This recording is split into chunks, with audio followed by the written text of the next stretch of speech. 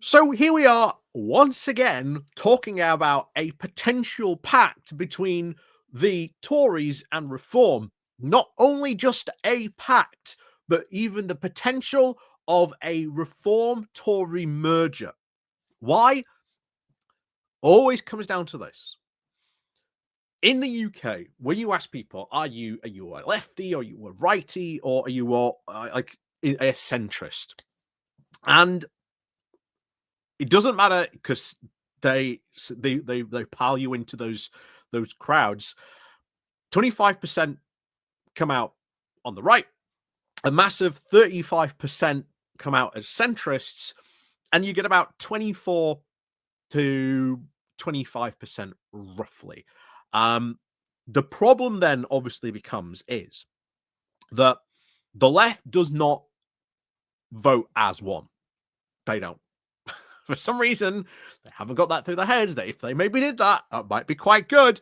But the right does. And the right has for years in the UK always voted as one. They always voted right.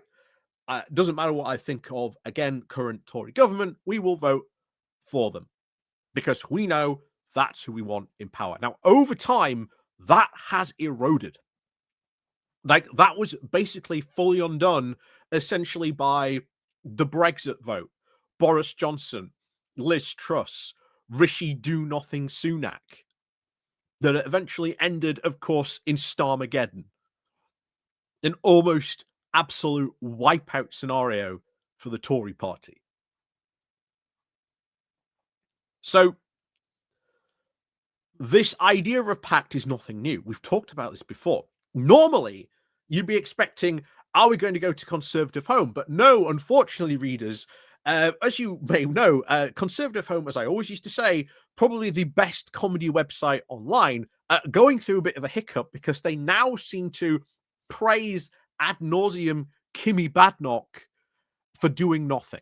And I don't know why. Maybe we'll do that in another video soon.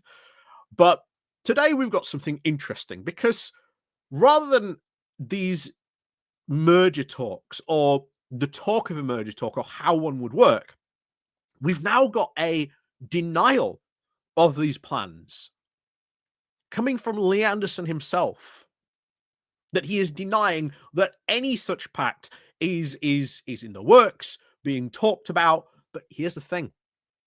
There have been a couple of figures on the right who have been at Tory conferences, who have been at Reform conferences saying, we need to unite the right.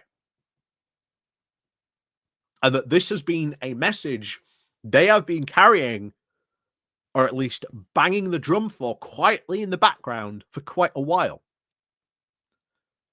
And that maybe even Farage himself knows that he can't lead, that him being in charge would be a disaster. But if there is a Reform Tory merger and maybe, he is in the party and, he can use his razzmatazz to sort of bring the vote together and put other people in place who are, quote, competent, because I don't think there's anyone competent, honestly, in the Tory party left anymore.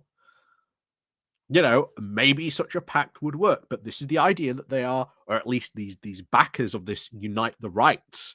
Again, I know what that means in context to America, but in the UK, unite the right, of course, means bringing the Reform Tory party together as a single party. So we're going to have a look at what Lee Anderson's had to say to this, and bear in mind and put this, as a pin in the future, because who knows, this may be yet another another moment where we come back to this and we see Lee Anderson saying, I am 110% not going to happen, this merger. and oh, look, here's Lee Anderson announcing this merger. So let's get into this. But before, of course, we do that, please do remember to click the like, share, and subscribe button down below. Don't forget, of course, to ring the bell as well so you get notifications of when we go live and when we drop a new video. There are, of course, links down below to the Patreon page, the Buy Me Coffee link, the YouTube thank you button, and of course, as always, there's the YouTube membership down below as well. So thank you very much to all the people who do help support the channel that way. QR code up here will take you straight to the Patreon page as well. So thank you very much. And of course, let's crack on then with this. Oh boy. So Read my lips. No pact. Lee Anderson denies plans now for a Reform Tory merger ahead of the next election.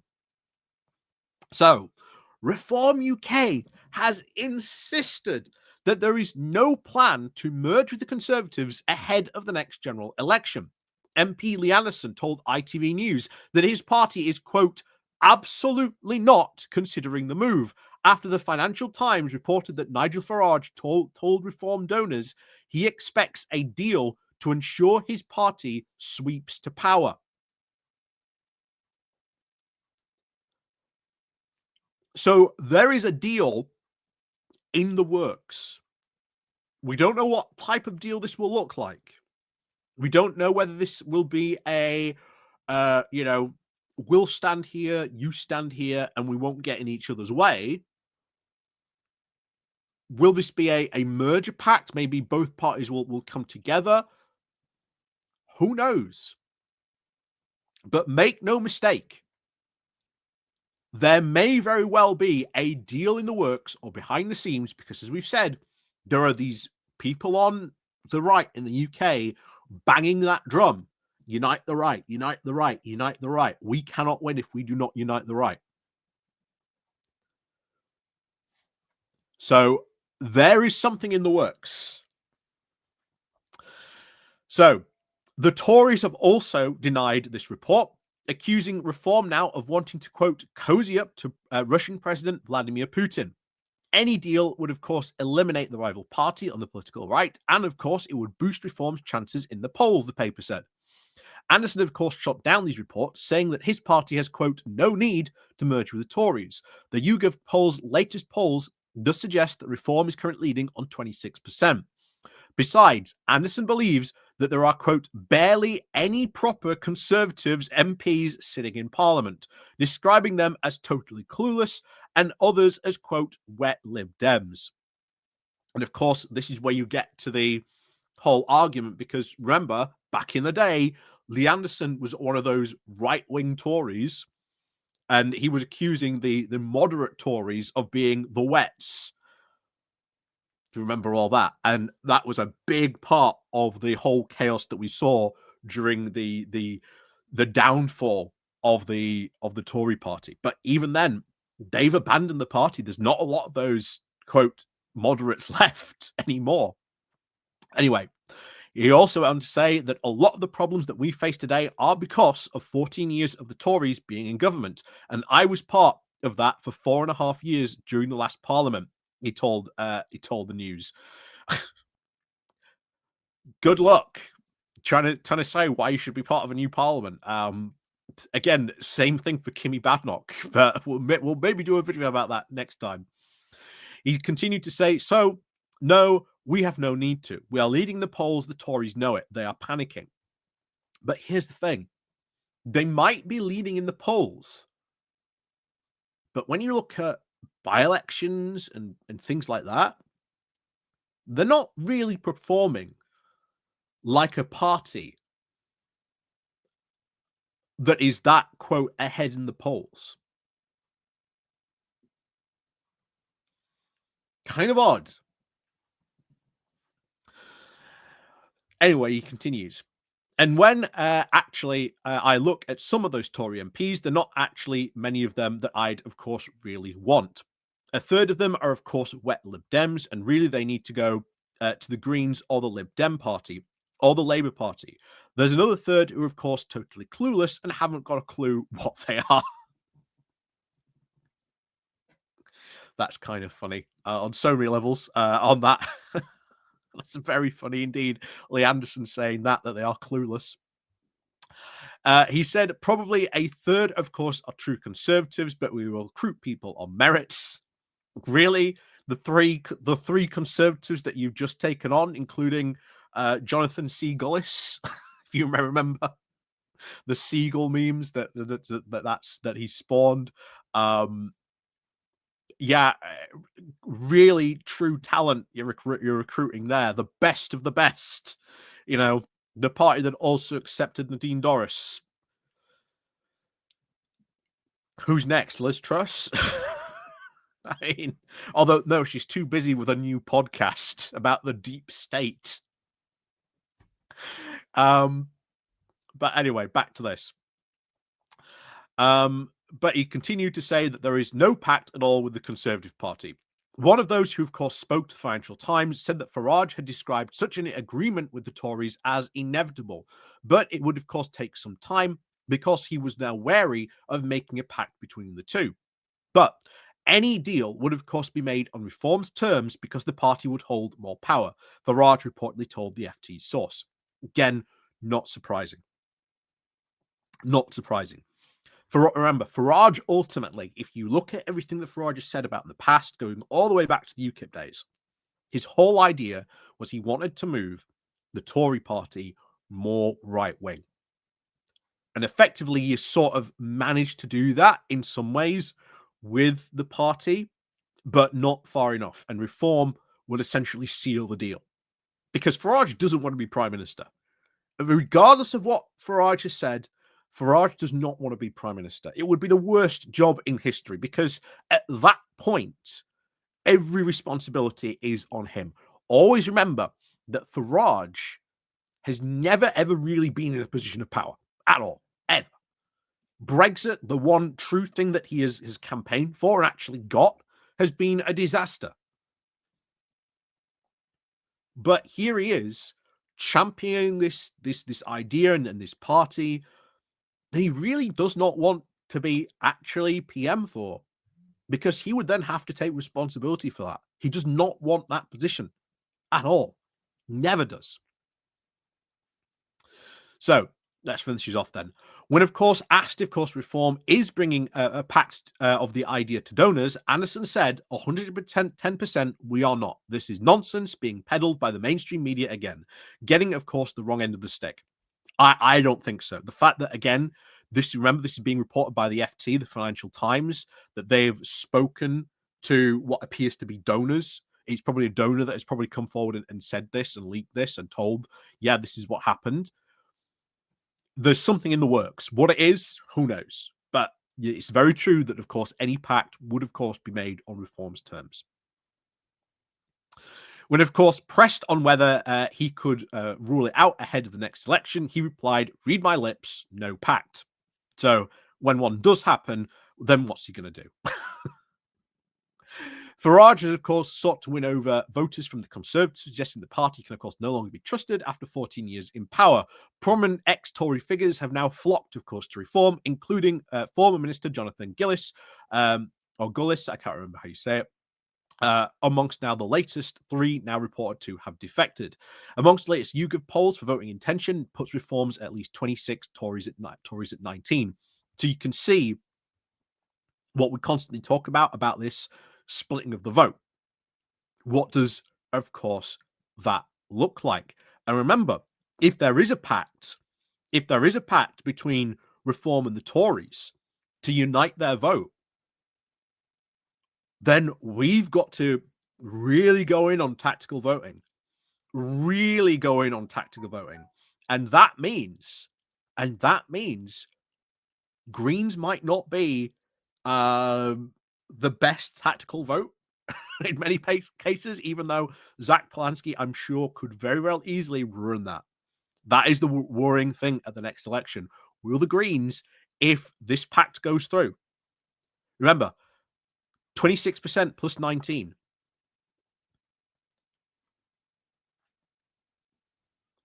You know, that's what? 40, 41, 42% of the vote versus what? 19, 16, 14 spread about across the country.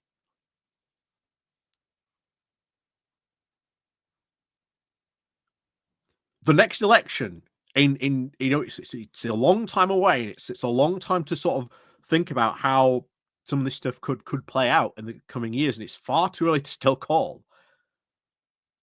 But the next general election could be probably an incredibly weird one. An incredibly weird one. That I will say for that one. So a Conservative spokesperson in response has now said that under Kimi Badenoch's leadership, the Conservatives will not be considering any deals or pacts. The Reform, of course, want higher welfare spending, of course, to cozy up to President Vladimir Putin. What? Reform want higher welfare spending in order to that doesn't even make any sense as an attack on Reform. The Conservatives want less welfare spending. They continue to say all the Conservatives have the team and the plan and the backbone to deliver. No, they don't. There is no plan. There is no Kimi Badenoch plan. She still has not put forward any plans or policy for the Conservatives. That's the only reason at the moment the Conservatives are not imploding and descending into more infighting. Because at the moment they've sort of realized, oh, if we get rid of Badenoch, who's next? Jarek isn't exactly good. He would just be an imitation version of Nigel Farage. That would not necessarily save the party either. So it now seems that they are, again, rallying, or at least maybe just keeping quiet about Kimi Badenoch's problems and just, trying to cope really hard, hopefully.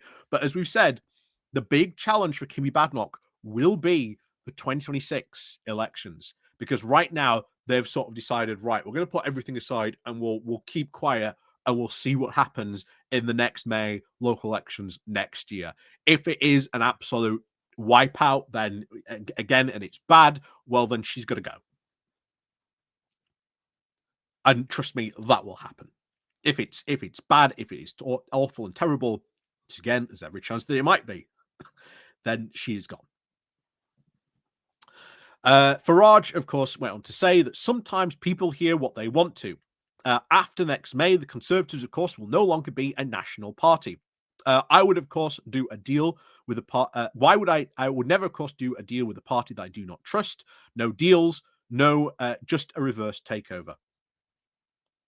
So, interesting. I think that, again, they've done polling. Because they do, of course, they do these types of things. I think they know, or they suspect, May is going to be very, very bad for the Conservatives. Very, very bad for the Conservatives indeed. How bad? Well, the last local elections weren't exactly good for the Conservatives.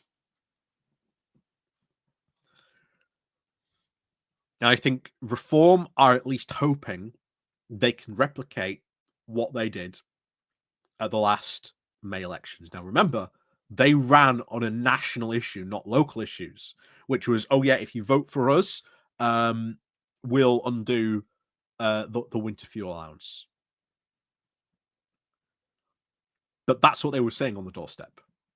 They were running on national issues, not local ones. So what they will do next time, who knows? But I will say this now. I think the next general election, even though it's very, very difficult to call and to try and, peer into the future of what might happen, because a lot could happen between, 2025 as we are now, well, almost at the end of 2025, and 2029, maybe when it happens. Could be a very long time. Very long time. A lot can happen between now and then.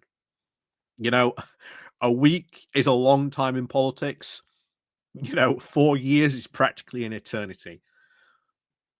Who knows what might have happened? Farage could have had a heart attack and died by then. Who knows? How would Reform deal with that? And remember, he's the only thing that is really driving Reform. All kind of stuff could happen between now and then. So who knows what could happen? But I guarantee you the next general election is going to be pretty weird, pretty wild, pretty wacky as well. If you thought the last one was interesting, the next one promises to be even more fun. So as always, thank you very much, of course, for watching. Let me know what you think about all this, of course, down below as well. Do you think that this is real, first of all, that these rumors, again, this is by the FT, the Financial Times is pretty reputable when it comes to this type of stuff. So if they are saying, hey, we've had a source come to us that there's going to be some sort of merger that like the Reform are just going to take over like the Tory party, then there is a good possibility this might actually be very, very real. So who knows? But let me know what you think, of course, down below. And of course, as always, we'll see you all next time.